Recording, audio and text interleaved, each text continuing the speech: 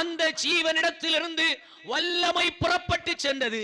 அவர்கள் எந்த வியாதியானாலும் சரி, எந்த தடைகளானாலும் சரி, எந்த அதிகாரங்களானாலும் சரி, அவை எல்லாவற்றையும் மேற்கொள்ளக்கூடிய பலன, கிருபைய, வல்லமையை தேவன் அவர்களுக்குள்ளே கட்டளையிட்டார். அல்லேலூயா, அல்லேலூயா. வாசிக்கலாம். யோவான் 5வது அதிகாரம் 14வது வசனத்தை வாசிக்கும் பொழுது அங்கே ஒரு சம்பவம் நடக்கிறதை பார்க்கிறோம். அங்கே ஒரு அற்புதத்தை செய்து ஆண்டவர் சொல்லுகின்றார். வாசிக்கலாம். இயேசு அவனை தேவாலயத்திலே கண்டு, இதோ நீ சுகமடைந்தாய், சொஸ்தமடைந்தாய்.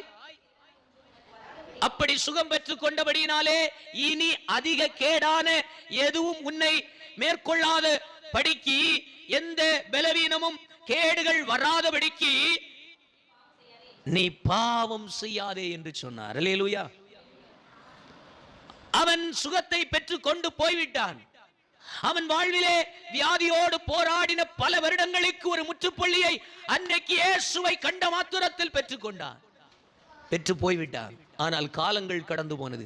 அதே மனிதனை மறுபடியும் இயேசு கண்ட பொழுது அவனை தனியாக அழைத்து சொல்லுகின்றார், நீ சுகம் பெற்றாய், அற்புதத்தை பெற்றுக் கொண்டாய், ஜீவனை பெற்றுக் கொண்டாய்.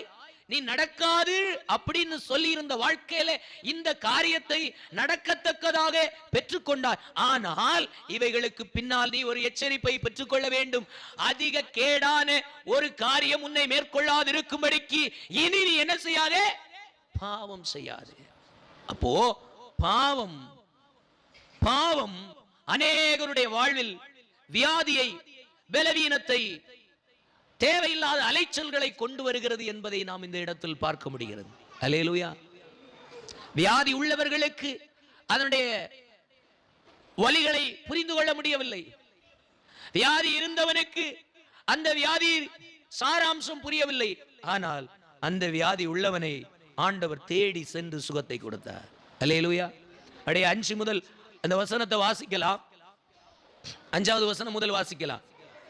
38 வருஷம் வியாதி உள்ளவனாயிருந்த மனுஷன்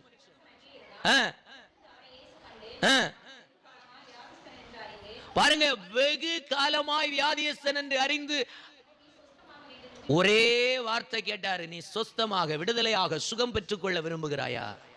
அல்லேலூயா. அவன் 38 வருஷம் ஆயிடுச்சு. அவனுக்கு அந்த வியாதியிலிருந்து வெளியே வர்றதுக்கு விருப்பமே இல்லை. ஏன்னா எல்லாரும் சொல்லிட்டாங்க, பிறவியிலேயே இது இப்படித்தான், இதை நீ மரணம் வரைக்கும் மருந்தெடுக்கவே முடியாது, அதுதான் இயற்கை. அல்லேலூயா. ஆனால் இயேசு கிறிஸ்துவோ அந்த வியாதி உள்ளவனை தேடி சென்று சொல்லுகின்றார், இந்த வியாதி